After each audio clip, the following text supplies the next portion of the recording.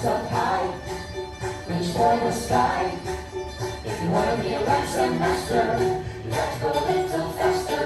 A rock some, a rock some, rock some, a rock some,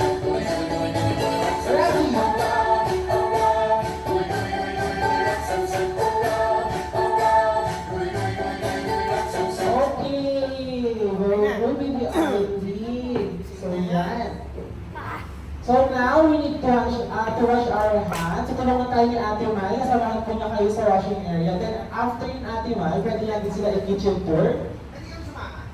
Sa wash hard lang po. So, pero sa kitchen tour, so hindi po.